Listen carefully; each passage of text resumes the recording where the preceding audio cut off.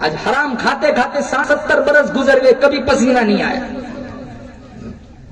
سود کھاتے کھاتے زندگیاں ختم ہو گئی، کبھی پسینہ نہیں آیا۔ لوگوں کی ماں بہنوں کو تاڑتے تاڑتے زندگیاں ختم ہو گئی، کبھی پسینہ نہیں آیا۔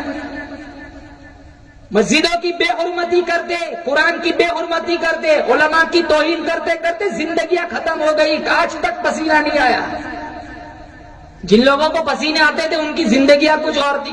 سفیان ثوری رحمت اللہ علیہ کا آخری وقت ہے، کتنے بڑے اللہ والے تھے، ماتھا زمین پر رگڑ رہے۔ کسی نے کہا سفیان تو بڑا اللہ والا ہے، بڑے بڑے کتب ابدالوں میں تیرا شمار ہوتا ہے، تجھے کیا فکر؟ کہا نہیں، وہ بڑا بے نیاز ہے، فعال لما یرید ہے، اگر پکڑنے پہ آئے تو 100 سال کے سجدے بھی منہ پہ مار دے، اگر قبول کرنے پہ آئے وہ بنی اسرائیل کی فاحشہ تھی، کتے کو پانی پلایا، 10 قدم دور نہیں گئی تھی، اللہ نے فرمایا تو ہے تو بڑی سیاکار، تو ہے تو بڑی بدکار، لیکن تو نے میری ایک گنگی مخلوق کی پیاس بجھائی، جا جنت واجب۔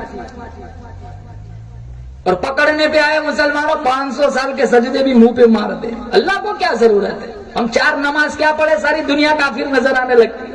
100 روپیہ مسجد میں چندہ دیتے، سینہ چوڑا کر کے چلتے جیسے جنت کے ٹھیکیدار ہو۔ آج ہم اپنے خیال میں متقی بنے پھرتے، خدا کی قسم کل چھلنی لگے گی تب تقویٰ سامنے آئے گا، آج تک پیٹھ پیچھے کیا چلتا رہا۔ یہاں دل کا تقویٰ دیکھا جاتا ہے، دل کی نیتیں دیکھی جاتی ہے۔ آج ہم پیسہ خرچ کرتے ہیں، ہماری نیتیں صحیح نہیں۔ 5000 مسجد میں دیتے، اگر ظہر میں دیے تو عصر میں جھگڑا کرتے، ابھی تک میرا نام بورڈ پہ کیوں نہیں آیا؟ ایسے پیسوں کی اللہ کو کیا ضرورت ہے؟ مدینہ منورہ میں بادشاہ تھا، اس نے ایک مسجد بنائی اور اس کا ایک ذہن تھا کہ اس مسجد میں صرف میرا حصہ لگنا چاہیے اور کسی کا نہیں۔ اتنی عالی شان مسجد بنائی، چاروں طرف اس مسجد کا چرچا ہوا اور اس مسجد پر اس نے اپنا نام لکھوایا۔ رات کو سویا تو اس نے دیکھا فرشتے آ رہے، اس کا نام ہٹا رہے اور ایک عورت کا نام لکھ رہے۔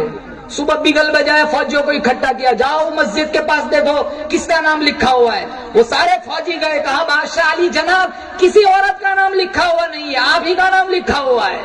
اگلے روز پھر سویا، پھر یہی خواب دیکھا، فرشتے اس کا نام ہٹا رہے، ایک عورت کا نام لکھ رہے۔ اس نے دوسرے دن پھر فوجیوں کو بھیجا، جاؤ دیکھ کے آؤ۔ فوجی پھر واپس آئے، کہا علی جناب آپ ہی کا نام لکھا ہوا ہے اور کسی کا نام لکھا ہوا نہیں ہے۔ تیسرے روز پھر یہی خواب دیکھا، چوتھے روز بھی یہی خواب دیکھا تو بادشاہ سوچنے لگا چل میں ہی ملاقات کرتا ہوں اس عورت کی۔ بادشاہ پہلے مسجد میں گیا، نام تو اسی کا تھا، عورت کا نہ تھا، لیکن عورت کا نام اس کے ذہن میں تھا۔ اس نے ڈھونڈا، ایک جھونپڑی میں بہت بری عورت تھی جس کا اشارہ اس کو خواب میں کیا گیا تھا۔ وہ بڑھیا کے پاس گیا اور بڑھیا سے جا کر کے پوچھا تو جانتی ہے یہاں علاقے میں ایک مسجد بنی ہے؟ کہا ہاں جانتی ہوں، بہت عالیشان مسجد بنی ہے۔ کہا سچ بولنا جھوٹ نہ بولنا، اس مسجد میں تیرا حصہ کیا لیا ہے، تیرا حصہ کیا لگا ہے؟ وہ عورت کہنے لگی غریب ہوں، ڈھنگ کی جھونپڑی بھی میرے پاس نہیں ہے، میں کہاں حصہ لگاؤں گی؟ ہاں ایک بات ہے۔ کہا کیا؟